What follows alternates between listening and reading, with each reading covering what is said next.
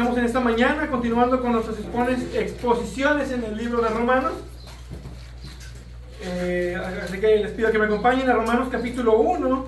En esta ocasión, continuando con la epístola, con esta carta, empezamos con el versículo 8. Romanos capítulo 1, versículo del 8 al 13. Esa será la porción que estaremos tomando en esta mañana.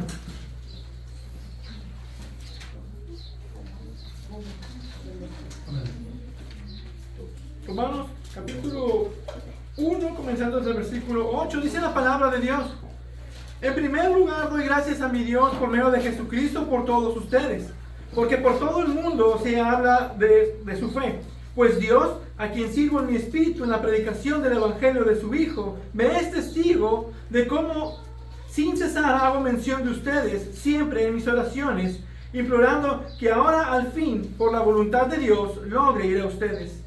Porque anhelo verlos para impartirles algún don espiritual, al fin de que sean confirmados, es decir, para que cuando esté entre ustedes nos confortemos mutuamente, cada uno por la fe del otro, tanto la de ustedes como la mía.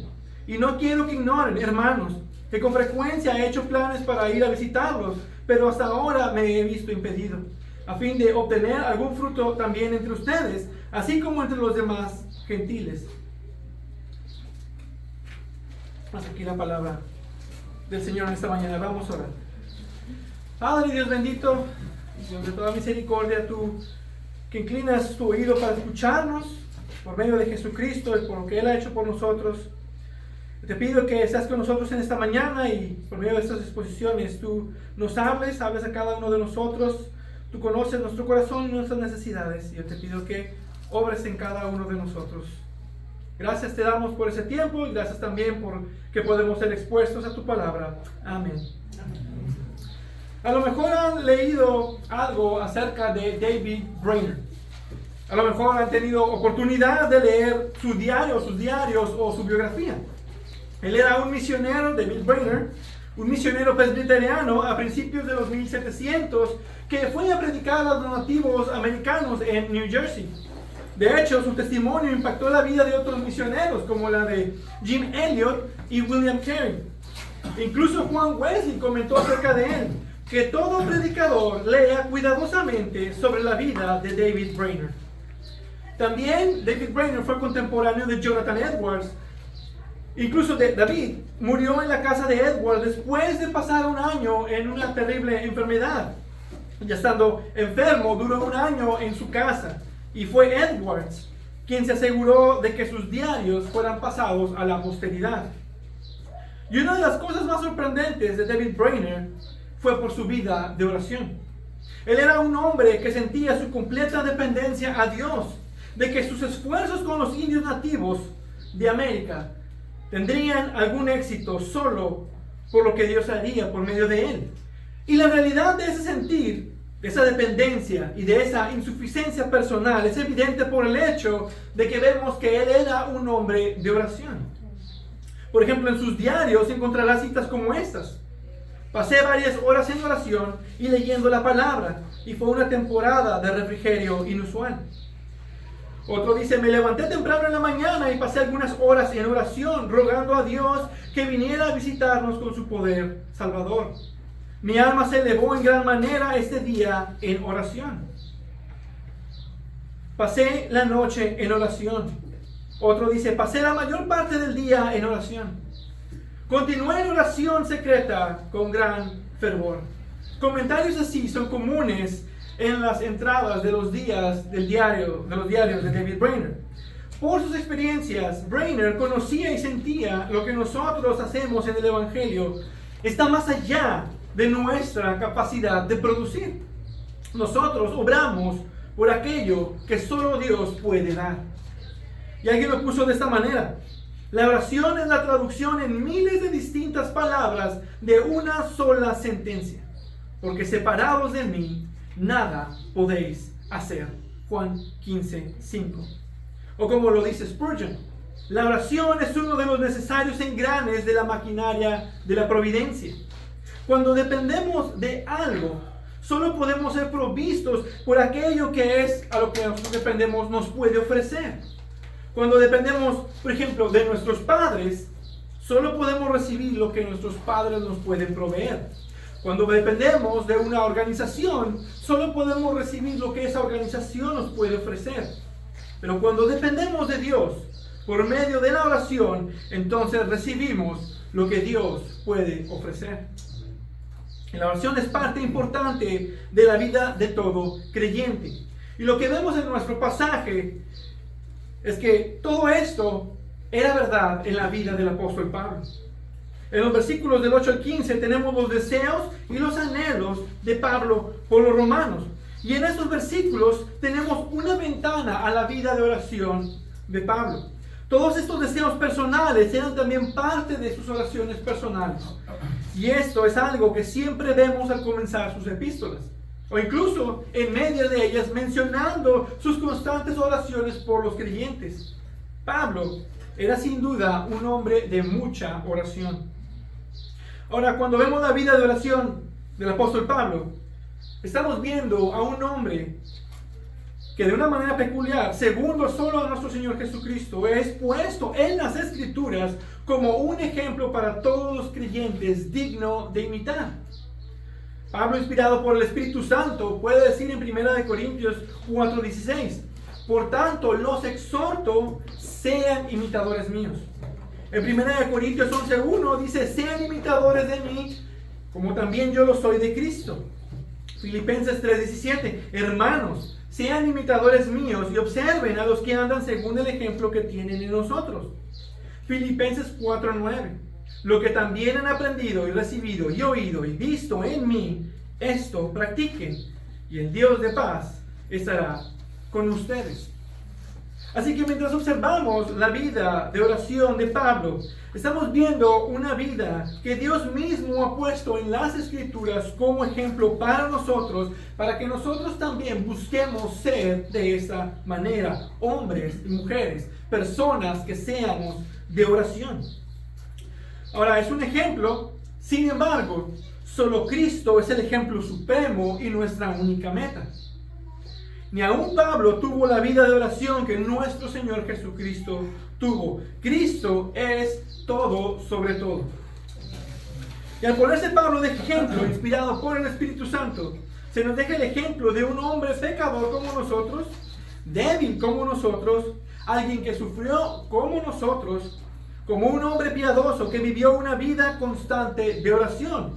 Oración de gratitud y de intercesión constante. Y esto es lo que estaremos estudiando en esta mañana, en este pasaje. Y lo podremos ver, y lo vamos a ver bajo dos puntos principales. Primero tenemos las oraciones de gratitud en el versículo 8. Y segundo, las oraciones de intercesión por los romanos y sus deseos para ellos de los versículos del 9 al 13. Y dice el versículo 8. En primer lugar, doy gracias a mi Dios por medio de Jesucristo por todos ustedes, porque por todo el mundo se habla de su fe. Ahora, algo que podemos notar es que las oraciones de Pablo siempre incluían gratitud. Ahora, esto es una oración particular de gratitud. Dice, doy gracias a mi Dios.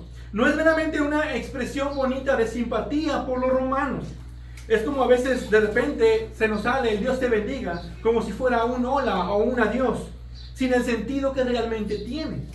Pablo realmente está expresando a Dios en oración una gratitud por la vida de los creyentes en Roma, quienes en medio de toda la difícil situación en la que se encontraban, ellos promulgaban el Evangelio de Dios.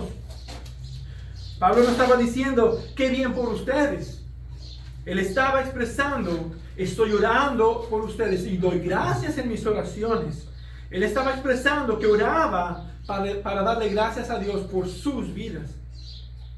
Ahora debemos notar que Pablo da gracias a Dios con un pronombre personal posesivo. Doy gracias a mi Dios. Y esto nos enseña algo. Usar un pronombre personal posesivo es algo vital en las oraciones. Tenemos que poder referirnos al Dios de la Biblia, al gran yo soy, no como algo distante o separado de nosotros, como si estuviera separado aún por un velo, sino que debemos poder acercarnos con la confianza por la sangre de Cristo a mi Dios. Un cristiano es alguien que ha llegado a conocer personalmente a Dios y que sabe, ya no hay separación entre Dios y los hombres. El velo se ha rasgado. Ahora en Cristo podemos entrar al trono de la gracia y por el Espíritu Santo somos limpios de tal manera que podemos entrar al lugar santísimo. El cristiano es alguien que se ha hecho recipiente de las promesas del nuevo pacto. Lo vemos en Jeremías 31, Hebreos 8, donde leemos: yo seré su Dios y ellos serán mi pueblo. Y ninguno de ellos enseñará a su conciudadano, ni ninguno a su hermano diciendo: conoce al Señor, porque todos me conocerán. Ahora, esto quiere decir que literalmente todos los que creen y han sido salvos por el Señor tendrán una relación personal e íntima con Él. No como un ser distante, como un Dios impersonal que no le importa lo que pase en su creación, sino un Dios que está cerca de todos los hombres, como enseña la Escritura, si de alguna manera palpando le hallen. Aunque particularmente para nosotros, los creyentes, Él no solo está cerca, sino que Él habita en nosotros. Es una relación íntima de amor con Dios, y eso, entender eso, es la esencia de la oración. Ahora, hay un tipo de oración que es bien intencionada y sin embargo a mí personalmente no me gusta. Porque cuando no se habla con un pronombre personal posesivo de Dios, sino que se le habla con cierta distancia de usted, hace que Dios se vea como un ser distante al cual no se le puede acercar personalmente. De hecho, todas las expresiones de oración a Dios o de mención a Dios en las Escrituras son personales posesivos. Jacob le dice a Dios: entonces el Señor será mi Dios.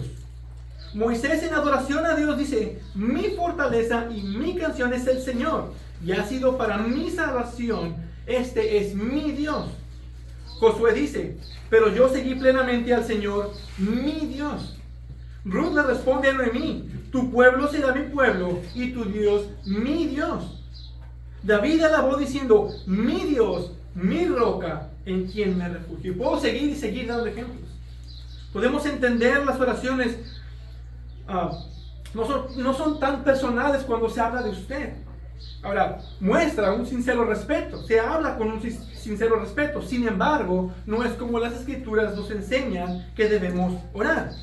Claro que debemos orar con reverencia, pero también debemos entender que tenemos una relación de intimidad con nuestro Dios. Él es mi Dios. Ahora, hay también oraciones aún más vagas que ni siquiera hacen mención de algún Dios en particular y te preguntas: ¿a qué Dios le están orando? Pero eso no es oración. Una cosa es hablar de Dios en términos generales y hablar de algún Dios no conocido. Pero otra totalmente distinta es apropiarte, orar y apropiarte del Dios de la Biblia como tu Dios.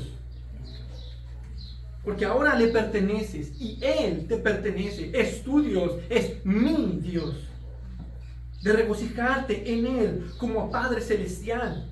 Jesús se refiere así a esta relación en Juan 17:3. Y esta es la vida eterna, que te conozcan a ti, el único Dios verdadero, y a Jesucristo, a quien has enviado. Entonces aquí es donde comienza la oración, con un conocimiento pleno de la salvación en Cristo y con un sentir de una relación íntima en el amor que el Señor nos ha tenido. Y si no puedes decir con cierto grado de fe: mi Dios, mi Cristo, no podrás orar como deberías orar. Ahora Pablo menciona la razón, o más bien el medio, por el cual nosotros nos podemos acercar con esta confianza. De decir, mi Dios, dice: doy gracias a mi Dios por medio de Jesucristo. El Evangelio era una parte esencial en la vida de Pablo. Aún en la oración, dice, es por medio de la persona de quien trata este Evangelio. Él no intenta aquí hacer una tesis sobre la oración. Él simplemente está haciendo una mención acerca de sus oraciones personales. Pero no puede hacerlo sin hacer mención de que aún en sus oraciones es por medio de Jesucristo. Cristo estaba en cada aspecto de su pensamiento. Y eso lo vemos en todo lo que dice aquí. Ellos ya sabían, los romanos como creyentes, que todo es por medio de Cristo. Y él simplemente pudo haberles dicho: doy gracias a mi Dios por todos ustedes. Pero esta carta es el Evangelio explicado. Si tú quieres conocer el Evangelio de Cristo, cómo es en la mente de Dios, tienes que estudiar esta carta a profundidad. Y en la mente de Pablo no pudo faltar que sus oraciones deben de ser por medio de Jesucristo. La persona central de todo el mensaje del Evangelio y de toda la fe cristiana, Cristo es la esencia de nuestra fe. Esto nos muestra que Pablo puede orar confiadamente a Dios con la garantía de que es su Dios, pero solo por medio de Jesucristo, por la persona de quien es Jesucristo y las obras de nuestro Señor Jesucristo. Y así es con nuestras oraciones también. De hecho, es el error común que caen los cristianos hoy en día, que si tu oración no termina en el nombre de Jesús, entonces no es una oración buena o válida. Y no se trata de eso. Jesús no dijo que así debían terminar nuestras oraciones. Es más bien el sentir de la oración, que es por medio de Jesucristo. Eso es lo que Jesús dijo cuando dijo: pídanlo en mi nombre. Es por la fe en Cristo que tenemos acceso al trono de la gracia, al trono de Dios, y que somos aceptados delante del Padre, y que podemos conocer al Padre y entregarle directamente nuestras peticiones a Él, con la seguridad de que Él nos escucha. El único camino, la única puerta, el único acceso a Dios es por medio de Jesucristo. El único Dios y hombre, el único mediador entre Dios y los hombres es Jesucristo. Nadie puede ir al Padre si no es por mí, dijo Jesús. Y eso es por medio de su muerte penal sustitutoria en la cruz por nuestros pecados. Es por su obra y es por sus méritos. Eso es la verdadera oración que llega a Dios. Y Spurgeon comenta, dice: la oración sin Cristo nunca llegará al cielo. Solo Él es el medio. Solo por medio de Jesucristo nuestras oraciones suben como incienso y llegan hasta la misma presencia de Dios. Eso es solo cuando venimos a Dios por medio de Jesucristo que Dios nos escucha. Entonces Pablo da gracias a Dios por medio de usar un pronombre personal posesivo, mi Dios, solo por medio de Jesucristo. Pero también nos dice cuál es la razón por la cual él da gracias a su Dios. Dice: doy gracias a mi Dios por medio de Jesucristo por todos ustedes, porque por todo el mundo se habla de su fe. Entonces, Pablo da gracias a Dios por la fe de estos romanos. Y bien, esta fe no era una fe especial, no era una fe mayor o que otros creyentes no pudieran tener. Esta es una fe, dice, no es una fe espectacular que les permitía sobresalir o ser más especiales que otros, incluso que otros creyentes alrededor del Imperio Romano. A lo que se está refiriendo es el simple hecho de que tenían una fe genuina en Cristo Jesús, que se evidenciaba por sus obras y la cual era hablada por otros. En palabras más sencillas, Pablo da gracias a Dios porque ellos son cristianos. Entonces da gracias a Dios porque ellos creyeron el Evangelio. Eso es lo que está diciendo. Estos detalles simples son los que perdemos de vista cuando leemos textos más complejos. Si no te detienes a meditar en esto, se puede perder la verdad que podemos encontrar aquí. Observen que él no da gracias a los romanos porque ellos usaron su intelecto para creer. Él no da gracias por los evangelistas que les llevaron el Evangelio. No da gracias por ninguna otra razón de su salvación, sino solo a Dios. Él da gracias a Dios por su fe. Él da gracias a Dios por lo que resulta de sus vidas por la fe. Y esto nos recuerda que la salvación y la vida de fe son solo por la gracia salvadora de Dios. Entonces, esta salvación es un regalo de Dios y nosotros debemos estar agradecidos con Dios por la salvación de cualquier persona. Cuando nosotros vemos salvación, debemos darle gracias a Dios. Si la fe en última instancia depende de algo en nosotros, entonces deberíamos de darle gracias a las otras personas por su salvación. Sin embargo, la gloria en la salvación es solo y exclusivamente de Dios, de principio a fin, y por lo tanto es correcto darle gracias a Dios por su obra, tanto por nuestra salvación como por la salvación de otros, porque al final de cuentas es obra de Dios, la salvación es de Jehová. Ahora notemos las palabras que usa, dice, por todos ustedes. Pablo no está agradecido por algún cristiano particular de Roma, no está agradecido con Dios por la salvación de algunos cuantos. Dice que está agradecido con Dios por la salvación de todos los creyentes que estaban en Roma. Estaba agradecido por la iglesia que se encontraba en Roma. Y esa era su fe de tal forma que era luz en medio de las tinieblas. Estaba dando cuenta que ellos son la sal de la tierra que estaba sazonando a Cristo ese lugar, tanto que se podía reconocer, y por eso su fe es mencionada entre otros creyentes. Y menciona que esta fe era hablada, dice, por todo el mundo. Y debemos tener cuidado con la palabra mundo en sus diferentes contextos. En las escrituras, la palabra mundo viene del griego cosmos, de donde tenemos la palabra universo. Y tenemos que ver bien el contexto del pasaje para realmente ver por qué está usando esta palabra aquí. Si mundo significa mundo, tenemos varios serios problemas de interpretación. Porque la palabra aquí es universo, entonces no habla de humanos, sino de toda la creación. Y eso no es lo que está diciendo. Entonces aquí Pablo no se está refiriendo a que la fe de ellos se conocía en cada rincón de la tierra, o que se hablaba por todo ser humano en el planeta, viviendo en ese tiempo, e incluso en tiempos después. No quiere decir que ya en América en ese tiempo se conocía la fe de los romanos. A lo mejor puedes pensar, bueno, pues ya estamos aquí hoy en América, estamos hablando de la fe de estos romanos, entonces ahora sí, por todo el mundo se conoce la fe de estos romanos. Pero no es lo que Pablo quiso decir en ese tiempo. Simplemente por el hecho de que en ese tiempo aún había lugares que no habían sido descubiertos. Y Pablo no podía conocer si realmente la fe de estos romanos estaba siendo hablada, por ejemplo, en Rusia o en España. Incluso muy probablemente muchos de los creyentes en otros lugares del mismo imperio ni siquiera sabían que había cristianos en Roma. Pero eso es lo que dice, porque por todo el mundo se habla de su fe. Ahora, ¿por qué hago énfasis en la palabra mundo? Porque debemos tener cuidado en el uso de la palabra por su contexto.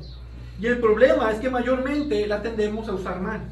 Y es importante verla aquí en su contexto. Pablo no está usando la palabra cosmos para describir un conjunto. La está usando en una forma de hipérbole.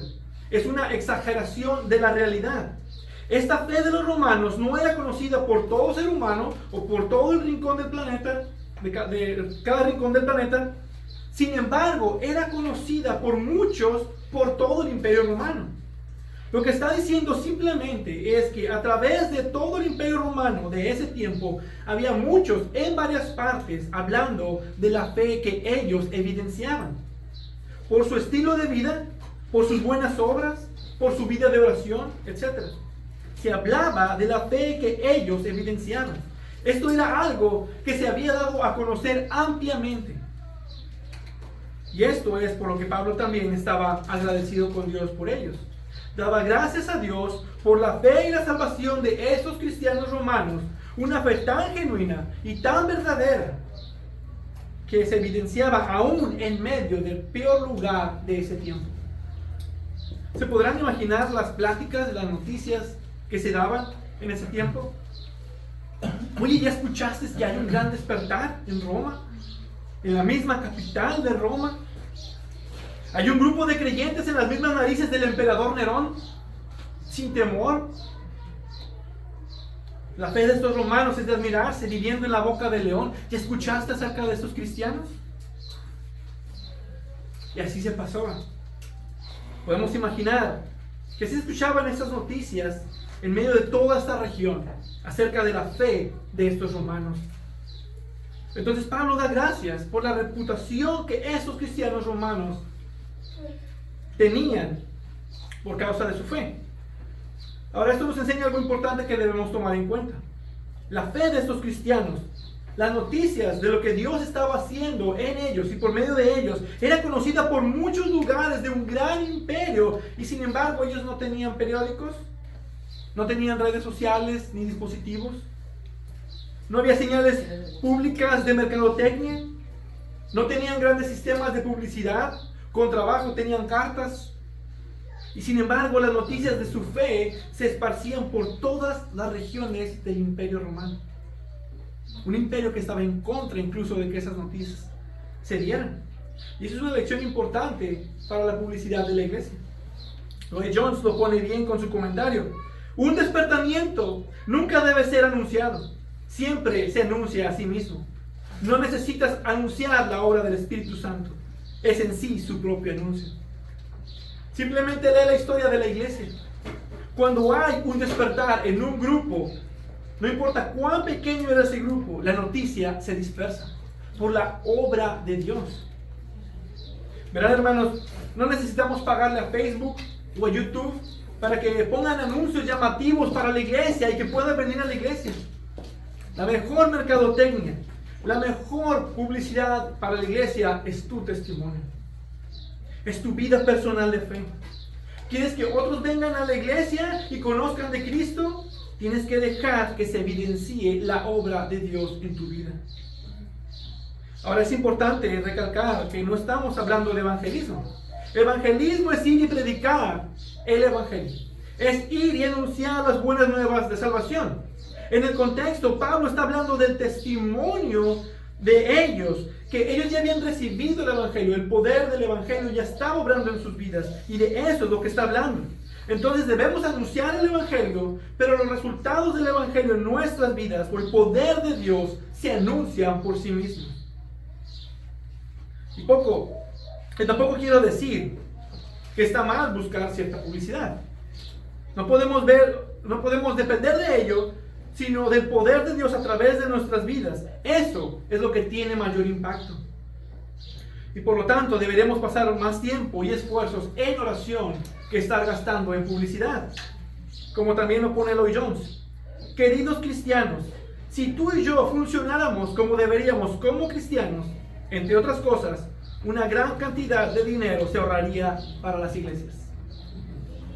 Wow. Y bien, eso fue las oraciones de gratitud de Pablo. Comenzando del versículo 9, ahora Pablo comienza a hablar de sus oraciones de intercesión por estos creyentes en Roma. Versículo 9 dice: pues Dios, a quien sirvo en mi espíritu, en la predicación del evangelio de su Hijo, me es testigo de cómo sin cesar hago mención de ustedes siempre en mis oraciones. Ahora aquí rápidamente tenemos la certeza de las oraciones de Pablo. Este Dios a quien sirve, por el llamado que mencionó anteriormente como apóstol, apartado para el evangelio de Dios, dice que le sirve con su espíritu. Es decir, él sirve a este Dios en lo que ha sido llamado con todo amor y prontitud, porque lo ama con todo su corazón, lo ama con todas sus fuerzas y con toda su alma. Eso es lo que quiere decir con esto. En la predicación del evangelio, que ya mencionó también, es el mensaje acerca de su Hijo. Y dice: este Dios a quien sirvo con todo mi ser me es testigo. Dios es testigo de cómo Pablo estaba haciendo oración por estos romanos. Déjame te pregunto, cuando los hermanos te piden orar por algo y todos tienen diferentes peticiones y les dices: yo voy a orar por ti, puedes decir como Pablo: mi Dios me es testigo de cómo oro por ustedes? Observen la importancia de esto. Dios es testigo de las oraciones de Pablo. ¿Puedes decir tú lo mismo? ¿Estás orando por las necesidades de tus hermanos que dices vas a estar orando? ¿Realmente oras por lo que dices que vas a orar? ¿Puedes poner a Dios como testigo de tus oraciones?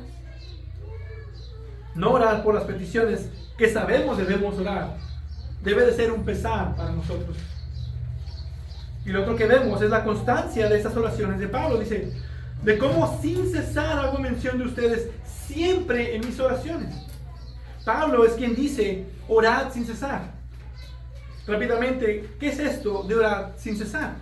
No se está refiriendo a que él pasaba 24 horas al día, 7 días a la semana, 30 días al mes, los 12 meses del año. Pablo se refiere con esto a una oración consistente y regular, una oración habitual. pasar tiempo en oración durante varios o largos periodos de tiempo.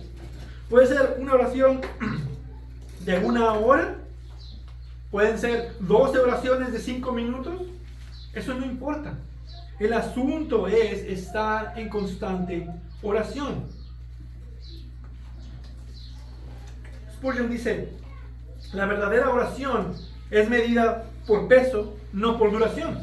Un simple gemido delante de Dios puede tener plenitud de oración en sí, que una oración fina de larga duración. Y lo que Pablo hacía es que se dedicaba en estos periodos de oración para orar por muchas iglesias, incluida la iglesia de Roma, sus necesidades particulares de cada una y la gratitud que tenía Dios por cada una de ellas también. Entonces, mientras Pablo buscaba a Dios en intimidad, en oración, él mencionaba a estos creyentes cada vez que oraba. Siempre menciono por ustedes. Y claro, esto debe de recordarnos lo importante de la constancia en nuestras oraciones privadas. Qué tan importante es que pasemos en tiempo a solas con el Señor. Y debemos recordar que no solo es una necesidad en la vida espiritual, somos mandados a orar, de ir a nuestro aposento en privado y hablar con nuestro Padre Celestial. Esto habla de una responsabilidad, de un deber, de siempre estar en oración sin desfallecer. Ahora, yo creo que Pablo era un hombre de oración estratégica. No está mal tener un plan de oración. Imagine la cantidad de peticiones por las cuales él oraba. Y cada vez que oraba, él tenía en mente a todas las iglesias, incluidos los romanos. Debía orar por Tito, por Timoteo, por Bernabé, por los apóstoles, por las distintas iglesias, por sus pastores, sus necesidades, etc. Cantidad de peticiones. Pablo dedicaba gran parte de su tiempo en oración. Y yo creo que tenía algún tipo de orden en sus oraciones. Y esto nos da una idea de cómo podemos mejorar incluso nuestras oraciones privadas. Ahora, en la forma que hubiera sido, siempre es importante y necesario buscar a Dios en oración constante. Entonces, Pablo oraba por ciertas peticiones en favor de los romanos. Y observen también la petición que nos menciona específica en el versículo 10. Implorando que ahora, al fin, por la voluntad de Dios, logre ir a ustedes. Entonces, dentro de todo lo que Pablo oraba por los romanos, una petición en particular que vemos, una petición personal que él tenía, era de poder visitarlos. Hemos observado anteriormente que Pablo nunca había visitado esta iglesia, no la conocía personalmente y tenía grandes deseos de conocerlos, tanto que era una petición constante a Dios que se le permitiera ir a Roma. Y luego dice en el versículo 13, y no quiero que ignoren, hermanos, que con frecuencia he hecho planes para ir a visitarlos, pero hasta ahora me he visto impedido. Pablo le reitera que no solo está orando y esperando en el Señor, sino que también ha intentado ir, ha hecho planes, se ha esforzado para poder visitarlos. Esto muestra el fuerte anhelo que tenía de ir. Pero dice, me he visto impedido. Ahora, observen que sus oraciones son en base a la fe de la soberanía de Dios. Él está confiando en la soberanía de Dios. Este es un deseo personal fuerte. Sin embargo, Pablo está consciente en esta petición de que se podrá hacer por la voluntad de Dios. En palabras de Santiago, esto es, si Dios quiere. Esa es la actitud correcta de la oración. Señor, sálvalo si tú quieres. Señor, sánalo si tú quieres. Nada sucede si no es la voluntad de Dios. Algo tan simple como un pájaro que se cae a tierra, dice nuestro Señor Jesús, no pasa si no es la voluntad de Dios. Debemos tener la confianza y la tranquilidad que Dios va a obrar poderosamente si es su voluntad. Ahora eso nos lanza un cuestionamiento. ¿Cómo esto nos puede motivar a la oración si Dios no va a hacer lo que le pido, sino lo que Él quiere hacer? Y eso es fácil de responder. Porque cualquier cristiano sabe que debemos orar conforme a la voluntad de Dios. Entonces no deberías pedirle algo que Él no quisiera hacer de todas formas. Esta es la confianza que tenemos delante de Él. Que si pedimos cualquier cosa conforme a su voluntad, Él nos oye. Primera de Juan 5:14. El punto es que tú no sabes cuál es la voluntad de Dios. Tú no sabes cuál es su voluntad de decreto. No sabes lo que al final de cuentas sucederá. Pero sabemos cuál es la voluntad de deseo. Y por lo tanto, sabemos por qué cosas debemos orar. Y confiar en su poder soberano y en su misericordia. Porque Él nos oye si oras conforme a su voluntad. Entonces la oración es si Dios quiere o por la voluntad de Dios se hará esto o aquello. Dice que esta petición es si por la voluntad de Dios logre ir a ustedes. Y es porque confiaba tanto en la soberanía de Dios, en sus peticiones, que también las intentaba poner en marcha, aunque era impedido. Y Pablo confiaba en Dios de que si era impedido es porque Dios así quería. Sin embargo, él no dejaba ni de orar, ni de hacer planes por visitar a esos hermanos que estaban en Roma. Y dejen decirles que Dios sí contestó esta oración. Dios sí le permitió a Pablo ir a Roma, pero no fue bajo las circunstancias deseadas ni en el propósito deseado. Pablo, cuando regresó a Roma, estuvo encarcelado en una casa, en un arresto domiciliario. Y muy probablemente los llegó a conocer y pudo cumplir sus propósitos, pero no en la forma que él hubiera querido, en la forma por la cual él estaba orando. Tampoco fue en el tiempo que él hubiera querido. Y a veces, así es como Dios responde a las oraciones, no en la forma en la que nosotros deseamos o quisiéramos, o incluso en nuestros tiempos. Pero debemos confiar que nuestro Dios es soberano y confiar que su voluntad es buena, agradable y perfecta. La pregunta ahora es, ¿por qué es que quería visitarnos? ¿Por qué es que oraba constantemente por querer visitarlos? Versículo 11. Porque anhelo verlos para impartirles algún don espiritual a fin de que sean confirmados. Esta es la primera razón, objetivo por la cual Pablo quería estar con los romanos. Es para poder servirles. Para poder ministrarles a ellos conforme a las bendiciones o dones que Pablo podía ofrecer. Había mucho beneficio que se podía obtener. Nos dice el versículo 12 que era para confortarlos también y ser confortado por ellos. Y el versículo 13 nos dice a fin de obtener algún fruto también entre ustedes. Entonces vemos esos tres objetivos por los cuales Pablo quería visitarlos y estaba ansioso y deseaba visitarlos y estar con ellos. Tener una hermosa comunión con estos hermanos y beneficiarse mutuamente en amor. Pero la razón principal, dice el versículo 12, para que cuando esté entre ustedes nos confortemos mutuamente, cada uno por la fe del otro. Pablo muy probablemente tenía más que ofrecerles a estos romanos, como apóstol y como maestro. Sin embargo, él sabía que también podía recibir de ellos. Pablo esperaba darles tanto como también recibir de ellos. Eso es lo que hace el amor de Cristo en nosotros. Y aquí es donde vemos el amor pastoral a una iglesia en el corazón de Pablo. Cuando Pablo ve a la iglesia de Roma, no la ve meramente como un recurso para su propia gratificación personal o para un beneficio propio. Él no ve a la iglesia como un lugar donde él pueda ser servido. Un lugar donde sus necesidades sociales o personales puedan ser satisfechas. Y hoy en día, tristemente, vemos personas así, egocéntricas, servidoras de sí mismos. Y estos son quienes tristemente a veces dirigen las iglesias. Les llama la atención el dinero o el renombre. Y muchos no llegan a las iglesias para servir a otros, sino para que se les sirvan. Y tristemente tratan la membresía como si fuera un supermercado, donde ves algo que te acomoda, más bajo tus propios intereses personales. Es decir, cuando ves una mejor oferta, simplemente te cambias de supermercado. Lo que mejor sirve a mis necesidades personales es la mejor iglesia en la que yo puedo estar. No hay compromiso, no hay lealtad a ese grupo de personas que van en el mismo camino de salvación.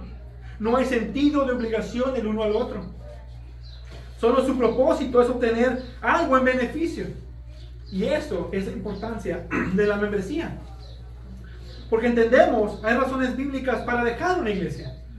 Pero es preocupante que muchos fácilmente abandonan las iglesias. Y es triste que es como se trata también el matrimonio hoy en día. una falta de compromiso. Para ellos, un compromiso para la iglesia no significa nada. Pablo ve a la iglesia como una oportunidad para amar y para servir. Y eso debe de ser siempre nuestra actitud de servicio y amor para el Señor.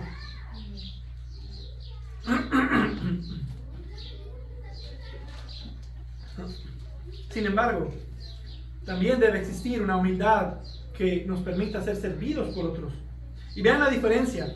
No buscamos que nos sirvan, buscamos servir a otros. Sin embargo, también somos humildes en dejarnos servir por otros. Como Pablo lo indica en el versículo 12. Es solo mientras servimos y nos dejamos ser servidos y servimos al pueblo de Dios cuando encontramos bendición y nos confortamos mutuamente. Así es como Pablo lo dice. Porque anhelo verlos para impartirles algún don espiritual, su servicio, a fin de que sean confirmados, es decir, para que cuando esté entre ustedes nos confortemos mutuamente, cada uno por la fe del otro, tanto la de ustedes como la mía. Entonces Pablo desea servirles y espera que en ese servicio él sea animado junto con ellos por su fe mutua. Timothy Keller lo pone así. Los versículos 11 y 12 comienzan a mostrarnos parte de lo que es la obediencia que surge de la fe. Obedecer a Cristo con la humildad para servir a los demás y con la humildad de ser servido por su pueblo. El versículo 11 nos enseña que nosotros debemos usar nuestros dones que tengamos por gracia, nuestros talentos para el servicio al Señor, para alentar, para edificar, para fortalecer.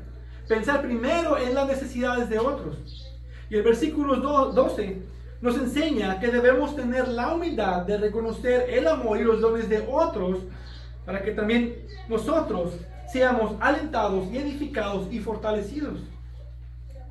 Esto es para todos. No hay nadie que conozca más o que lo pueda hacer mejor. En la fe no necesitamos unos de otros. Y debe de haber humildad para reconocer que esto puede venir incluso del más nuevo en la fe o del más pequeño. Y por eso es importante que asistamos a las reuniones.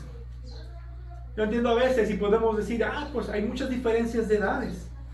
Pero yo creo que podemos ver y podemos todos identificar que ayer fuimos alentados y edificados por un matrimonio joven. Incluso los jóvenes con las diferencias de edades, o los varones con las diferencias de edades. Asistir a las reuniones nos podemos amar mutuamente a pesar de eso. Es cuando compartimos juntos, cuando adoramos juntos, aprendemos juntos, que obtenemos los beneficios y las bendiciones que Dios tiene para nosotros. Podemos mostrar ese amor con la que hemos sido amados por Dios. Podemos ver la fe y la obediencia de otros.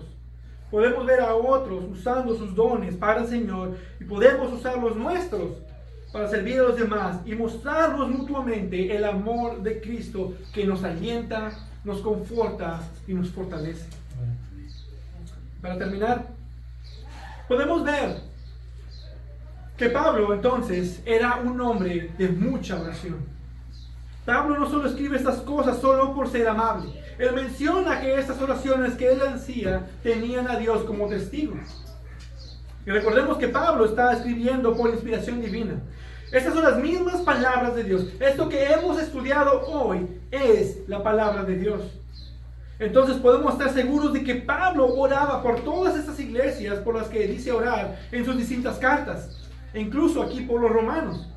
Pablo era un hombre de devota oración. Oraba regularmente, constantemente. Ahora bien, según lo que tenemos en las escrituras de las oraciones de Pablo, lo que le tomó mayor parte de esas oraciones eran las oraciones de intercesión por otros, particularmente por el pueblo de Dios. Él oraba más fervientemente por el pueblo de Dios. Y aquí hay muchas aplicaciones prácticas que podemos tomar. Y la pregunta que nos hacemos en primer lugar es, ¿oras sin cesar?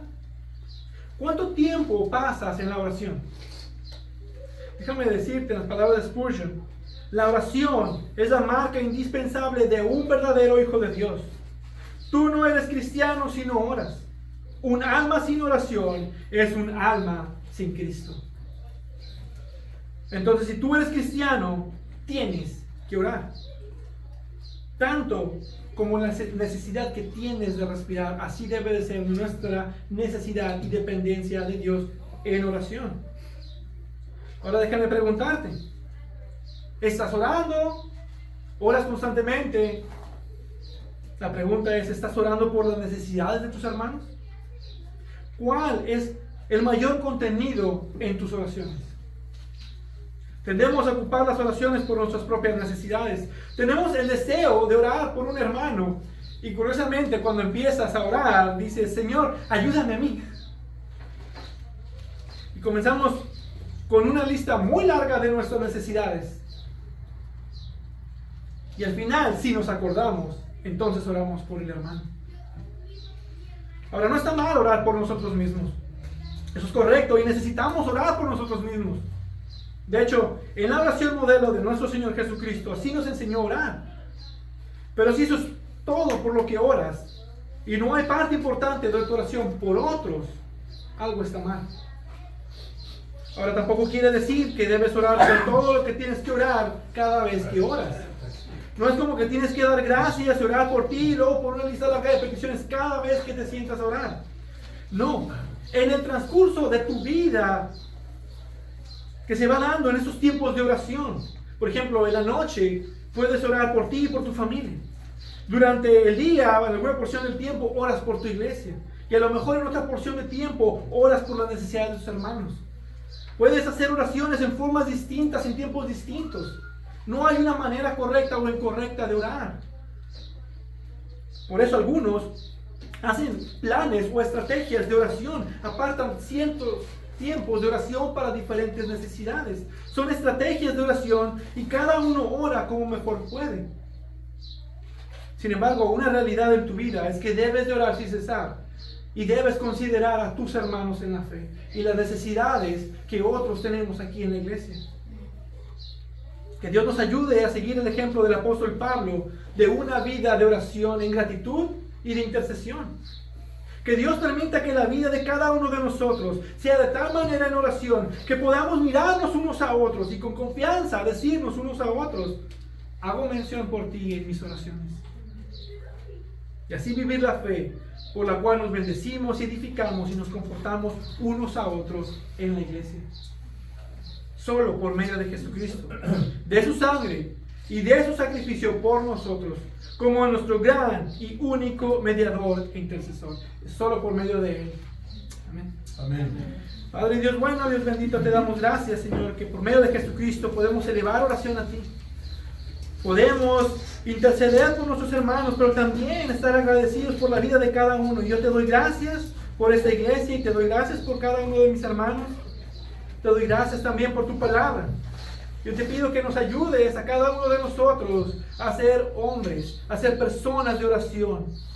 Que doblemos rodillas delante de ti y que seamos hombres que dependan, hombres y mujeres que dependan de ti, que dependan de tu gracia.